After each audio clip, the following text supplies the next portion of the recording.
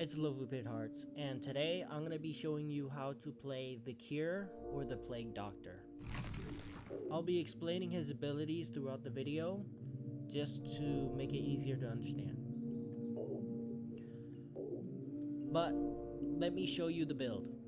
It is an anti-heal build, which is also really strong and helps with gen regression, or slowing down gen progression. Foundation staff. Whenever a survivor is unhooked from a spike, they get a 40% reduction to healing speed for 45 seconds and a permanent 15% repair speed penalty until they are healed. So this is very strong because they are forced to heal. If they don't, they do gens very slow. So I bring Sloppy Mess, which slows down their healing if they do try to heal, which buys time for them staying away from gens and healing instead of doing the gens. And if they do the gens, it's still slowed. And they bleed 2 times as frequently, so if they still decide to do the gens, it is slowed and it's easier for me to find them because they're bleeding 2 times as frequently. This is where the third perk comes in, which makes this 10 times more OP. Whenever I spike them on a cursed spike, which is highlighted in white, they gain anti-heal status. So that means when they get unhooked from the spike, they cannot be healed for 40 seconds. And also leaves more blood on the floor. So if I put them on a cursed spike, they can't heal for 40 seconds. And if they try to do gens, they're slowed by 15%. And if they try to heal, they're slowed by another 35%. So, yeah, that's the build. Let's hop right in. At the start of the match, you get at least 1 zombie and maybe 2 depending on how many survivors are in the game.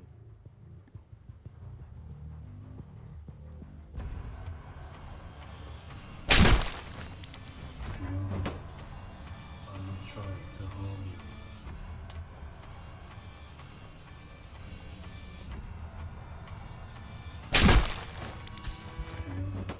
So here I inject my ability into him before picking him up. So the first injection gives a survivor 4% less walk speed. Here I also can use my second ability, which can infect the zombies on the floor.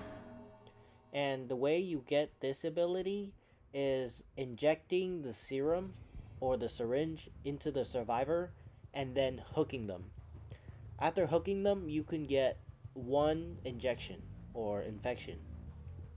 But after the first one, you would need 2 injections in a survivor and 2 hooks to get another infection. As you can see, there are 2 red circles around 2 of the survivors. So that is called Pestilence, which is a side ability kind of. And whenever they have that ring, the killer, which is me, gets 5% vault speed and 5% break speed for each survivor that is on Pestilence. And if they are not on Pestilence, the zombies will infect them with Pestilence before dealing damage. So if they are healthy without Pestilence and the zombie hits them, then they get Pestilence. But if they are already on Pestilence, they get injured or downed. Pestilence can be applied when you throw your first ability, which is a bottle that explodes and slows survivor down the longer they are in the smoke.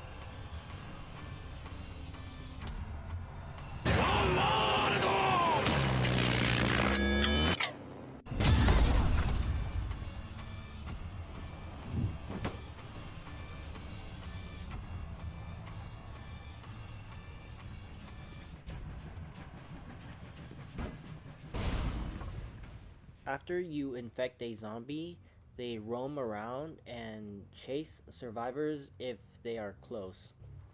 And if you are in chase with a survivor and they are within 100 studs, they will also track the survivor.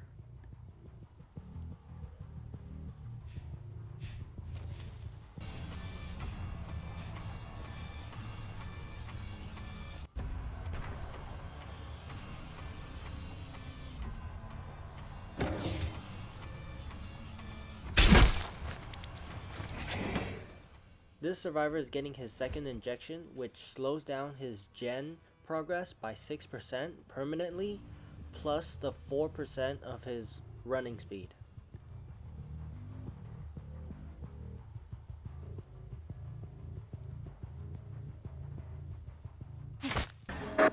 Here I get another injection because this was my third hook and third injection.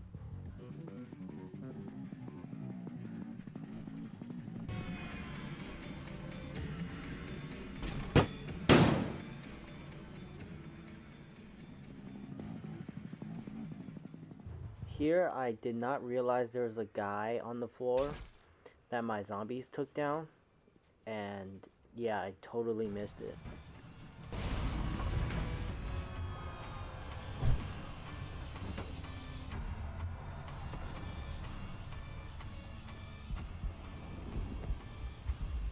I can assure you, my cure is most effective.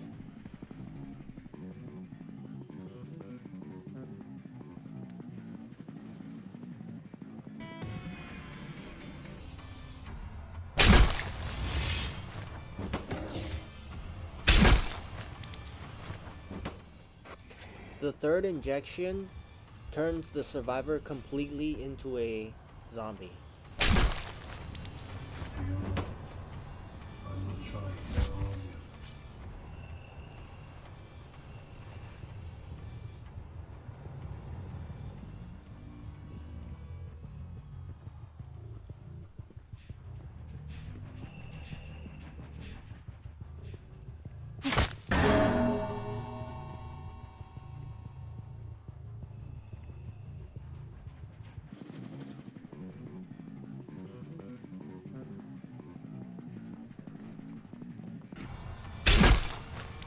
Stop resisting.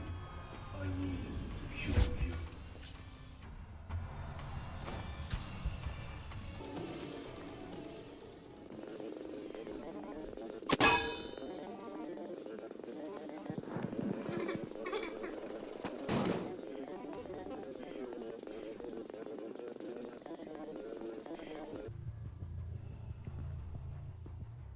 Here's why keeping them injured is very important, because it's very easy for you to find them, and they also bleed 2 times as often. Oh my god!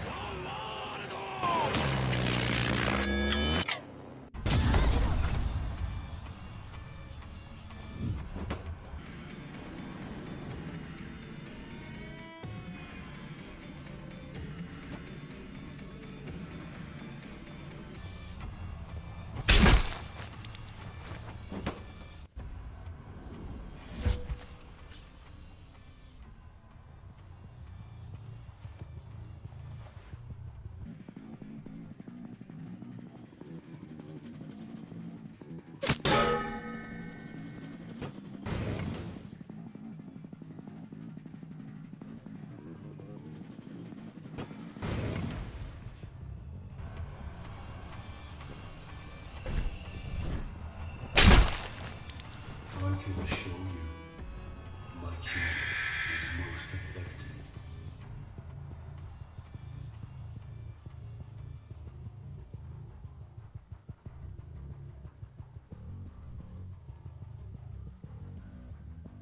I don't know how, but somehow I heard a little bit of stomping to my right. And here I threw the bottle to the left and then went to the right to sandwich him, because he'd either have to run into me or run in the smoke that slows him down, Most effective. which also allowed me to basically double hit him.